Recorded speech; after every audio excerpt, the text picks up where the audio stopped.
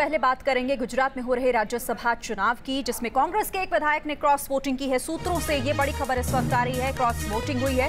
कांग्रेस के 43 विधायक वोट डाल चुके हैं। कांग्रेस ने अपनी जीत का हालांकि इस बीच दावा किया है। एनसीपी के कांधल जाडेजा ने बीजेपी को वोट दिया है। एनसीपी के जयंत पटेल ने कांग्रेस को वोट दिया है। जेडीयू विधायक ने भी कांग्रेस को वोट दिया है। तो यहां पर कांग्रेस की मुश्किलें बढ़ती हुई दिखाई दे रही है, क्योंकि सूत्रों से जुड़ी ये खबर आ रही है कि एक कांग्रेस का विधायक जिसने क्रॉस वोटिंग की है, जेडीयू विधायक ने भी कांग्रेस को वोट दिया है। और यहां पर कांग्रेस के एक विधायक के जरिए क्रॉस वोटिंग की जो खबर आ रही है, ये जरूर कांग्रेस के लिए चिंता का विषय है। तो 3 सीटों के लिए वोट डाले जा रहे हैं।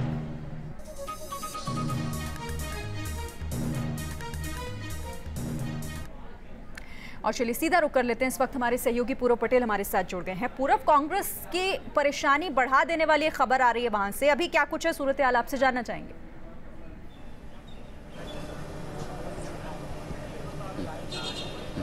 बिल्कुल, देखिए अभी अभी खबर ये आई है कि कांग्रेस के एक विधायक है करम सिंह मकवाणा, उन्होंने क्रॉस वोटिंग किया है। हालांकि कांग्रेस के नेता जो है अर्जुन मोढवाड़ा, उन्होंने डिनाई किया है, लेकिन सोर्सेज की बात करें तो पक्की खबर है कि कांग्रेस की ओर से एक क्रॉस वोटिंग हुआ है। लेकिन एक राहत की खबर ये आ रही है कांग्रेस के लिए कि अर्जुन मोढवाड़ा का बयान आया है कि उनके पक्ष में 43 यानी 43 वोट पड़ चुके हैं। जेडीयू के विधायक है छोटूभाई वसावा, उन्होंने भी कांग्रेस को वोट दिया है। और एनसीपी के एक यानी 45 वोट अब तक अहमद पटेल को पड़ चुके हैं। लेकिन ये हम थोड़ा रिजल्ट आने के बाद ही कंफर्म कर पाएंगे, क्योंकि अभी प्रक्रिया जारी है।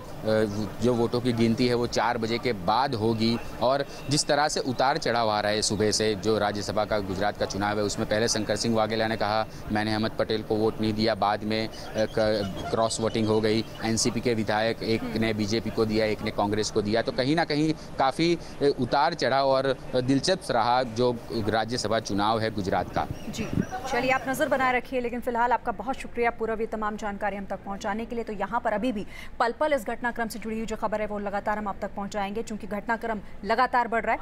इस बीच जानते हैं कि कांग्रेस, एनसीपी और बीजेपी राज्यसभा चुनावों को लेकर आखिर कैसा जोड़ तोड़ कर रही है। जब से ये चुनाव घोषित हुआ तब से तीनों उम्मीदवारों को जिताने के लिए पूरा प्रयास हमारे अनुमित शाह, नरेंद्र भाई मोदी और पार्टी के कार्यकर्ताओं ने किया है। सभी धारासभ्य एकत्र होकर कहाँ किसको वोट देना है, 1 किसको करना है, 2 किसको करना है, 3 किसको करना है, इस सब पूरी स्ट्रेटेजी भारतीय जनता पार्टी ने, हमारे नेतृत्व ने बनाया था। और जो स्ट्रेटेजी बनाई थी उसके आधार पर आज वोटिंग हो रहा है। अभी तक 43 वोट हो चुके हैं। 43 से 43 वोट हमें मिल चुका है कांग्रेस के। और एक एमएलए हमारा जो दारसीभाई खानपुरा है वो अभी वोट करने जा रहे हैं, और वो भी वोट कांग्रेस को मिलेंगे। 44 वोट हमें चाहिए, वो 44 वोट हमें मिल चुके हैं।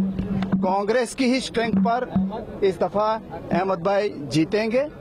और बाकी जो 2 पार्टियां हैं उनके कैंडिडेट्स ने भी हमने वोट देने का वादा किया था। छोटू भाई वसावा ने तो पब्लिकली अभी कह दिया कि मैंने अहमद भाई को वोट दिया है, दूसरे भी वोट मिलने वाले हैं। इवन बीजेपी में से भी आप देखेंगे कई वोट क्रॉस होके कांग्रेस को मिलेंगे।